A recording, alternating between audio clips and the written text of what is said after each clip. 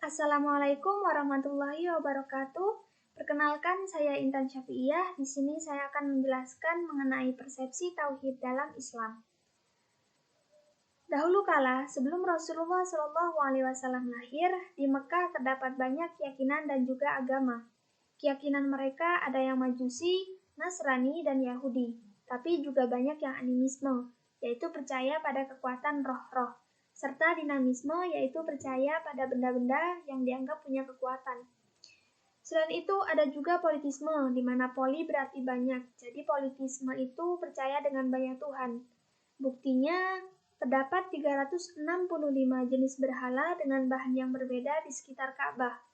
Ada yang terbuat dari emas, perak, perunggu, batu, bahkan kayu. Nah, yang membedakan, setiap kaum itu menyembah berhala atau Tuhannya sesuai dengan kemampuan ekonominya masing-masing. Jadi, semisal mereka tidak mampu, maka mereka akan menyembah berhala yang terbuat dari batu atau kayu. Tapi, jika mereka kaya, maka mereka akan menyembah berhala yang terbuat dari emas. Selain politisme, juga ada monotisme, di mana mono berarti satu. Jadi, mereka percaya adanya Tuhan yang Maha Kuasa, yaitu Allah Subhanahu wa Ta'ala, seperti Sayyidatul Khadijah binti Khuwailid. Setelah Rasulullah SAW datang dengan membawa risalah Islamiyah, beliau mengajak orang-orang yang ada di Mekah untuk mengenal Allah Subhanahu wa Ta'ala dan sifat-sifatnya dengan cara yang indah dan menyenangkan. Walaupun beliau dicaci maki oleh orang-orang kafir, Nabi Muhammad tidak membalasnya. Hingga suatu ketika, orang-orang kafir itu terheran saat melihat Nabi Muhammad sholat menghadap Ka'bah. Mereka bertanya, bagaimanakah karakteristik Tuhan yang disembah Nabi Muhammad?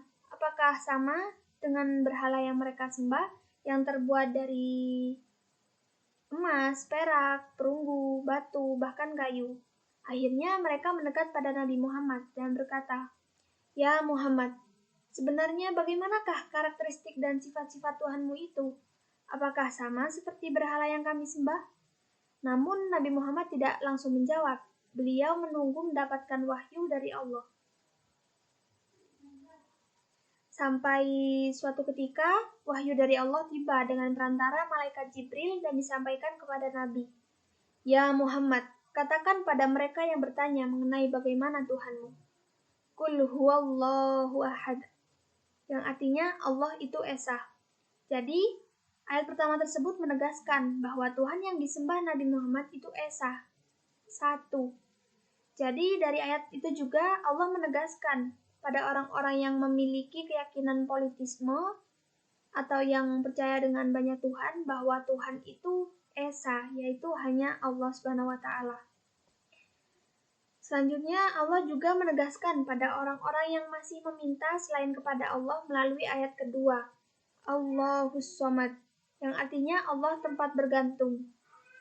Ayat ketiga juga penting, di mana pada saat itu Kaisar Romawi punya keyakinan bahwa Tuhan itu Trinitas, tapi kemudian ditegaskan oleh Allah dengan lam yalid wa lam yulad, yang artinya Allah tidak beranak dan tidak diperanakkan. Adapun untuk ayat terakhir, walam yakul lahu kufuwan ahad, yang artinya menegaskan bahwa pada orang kafir itu Allah tidak menyerupai siapapun. Nah, dari keempat makna tadi, yaitu Allah itu Ahad, Esa, Allah itu As-Somad, tempat bergantung, Allah itu lam yalid wa lam yulad, tidak beranak dan tidak diperanakkan, serta walam yakul lahu kufuwan ahad, Allah itu tidak menyerupai siapapun, perlu kita letakkan di dalam hati kita bahwa itulah Allah dan sifat-sifat mulianya. Dan sebab itu juga mengapa surat ini disebut sebagai surat Al-Ikhlas, karena Al-Ikhlas itu sendiri artinya bersih dan murni. Jadi ayat-ayat tersebut secara tidak langsung membersihkan keyakinan-keyakinan yang ada sebelumnya.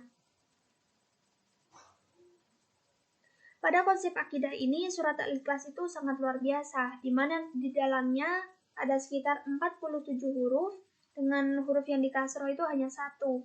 Dengan huruf sebelum huruf yang dikasroh ada 23, begitupun dengan sesudahnya ada 23 huruf.